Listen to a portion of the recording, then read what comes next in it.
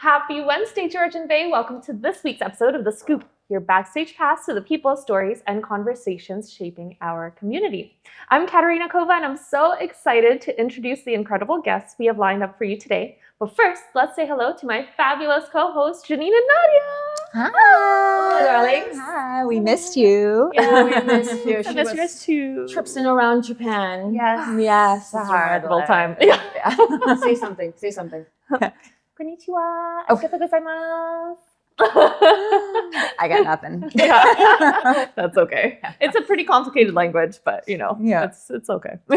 Okay, this is totally off topic of traveling in Japan, except well, maybe not. What I want to know is where do you ladies go? So let's say you're trying to avoid gardening like me. Where do you want to go for your local hangout? Don't look at me because I hate gardening. You I know don't like love- gardening? No. You are.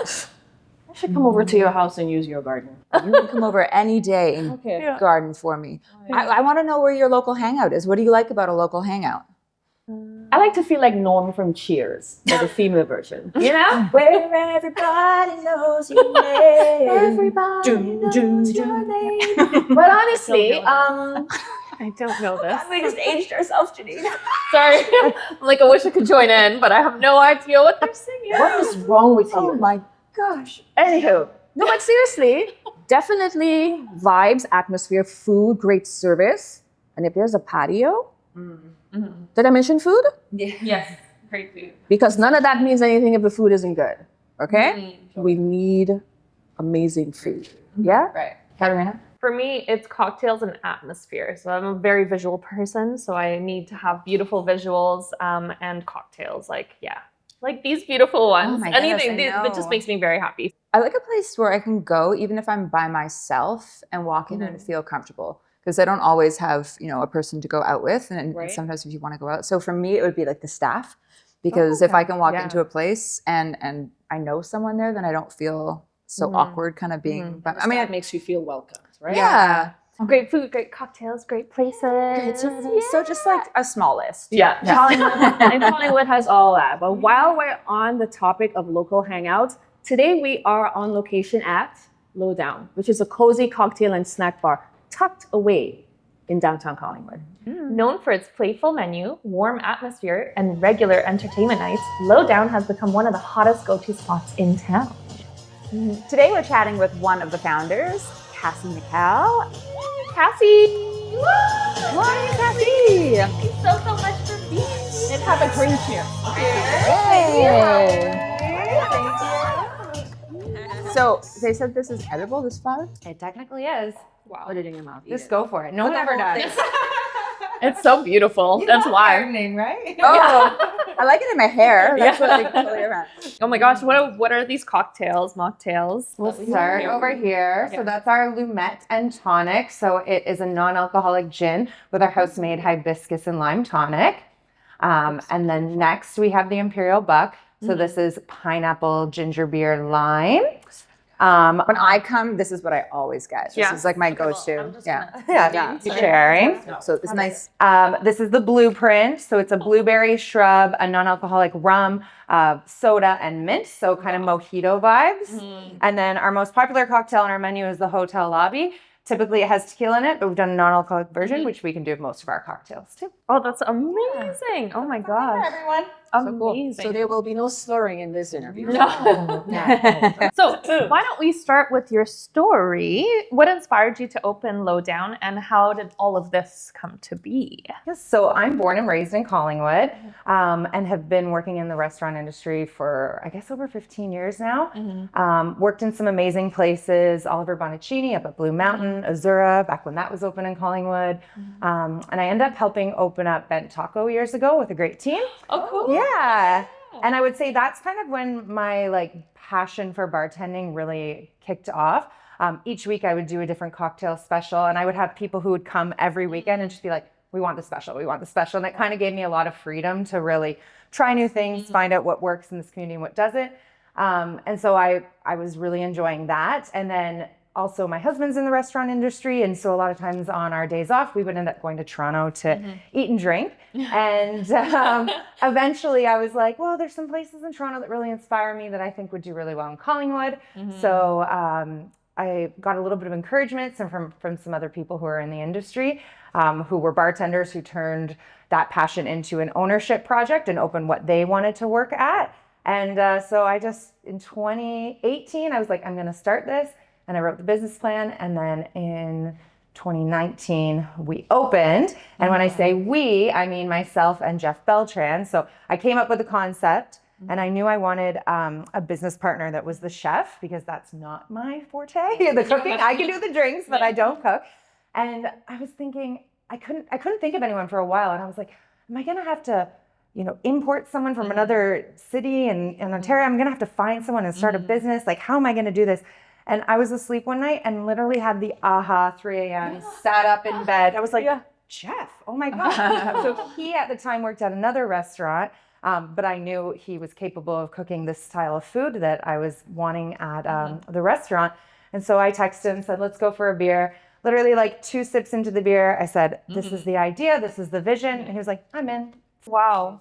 Well, let's talk about the vibe in here. It is very fun and can be very intimate as well. Yeah. What was the vision for the design and for the menu? Yeah. So as far as design, ideally, I really wanted a place that was like subterranean. Like, when you're in high school and you go to like a basement party and you're walking down the stairs and you're kind of higher and you can see everyone who's in there and you're like, oh, this is going to be a good party. That's what I really wanted. But Collingwood doesn't have any underground basements available for rent. So, it took us like 6 months to find a place in Collingwood.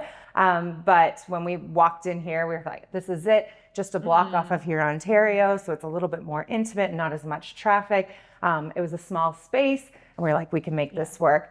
And then the designs, we wanted it to be kind of like, I know it's daylight right now, but mostly we're open in the evening. So we wanted it to be like dark, intimate vibes, the neon glowing lights, bass booming from the 90s hip hop music. So just kind of like, like everyone's just chill. Again, I'm a house party kind of girl. So that kind of vibe too. Yeah. That's awesome. Yeah. To be able to bring back that passion and those times that we all have I know. such fun memories of, honestly. Yeah. So you're known for having a variety of specials, like your cocktails and mocktails, daily happy hour, but you also host live entertainment. Yes. Tell us about the kinds of performers and the events that you've featured in the past and what might be coming up. Yeah, so we always have something going on. I'll get, again, middle of the night ideas and be like, okay, we're going to do this kind of party or this kind of event. We've really tried lots of different ones over the years, and it's just what's unique and what keeps people connected to the business. Like, I went there, they did this crazy thing, and they'll tell all their friends. It was so much fun, rather than the same, event that you see all the time. That being said, we do live music every Thursday, which, after when COVID happened and like live music stopped everywhere, it was such a sad time. So once things opened up again, we were like, okay, we're going to get that live music going. And we did. So we do that every Thursday. When it's warm out, we'll be out on the patio, which is always nice. We've done over the years tons of drag shows as well. That was another thing that sparked out of COVID was our patio drag shows. Just get everyone outside, have fun, laugh, and forget about what was going on at the time. And then we continue to work with the Rainbow Club, Pride Collingwood, and doing events out here. Other events, like in March, I did Femme Rock Riot, which was a fundraiser for my friend's house. It was a local women's shelter. And that was an evening of music, all female musicians. We did a silent auction and raised lots of money too. So there's always something going on. And every month we do a featured cocktail as well. So we'll pick, we like to pick as local as we can for the organizations.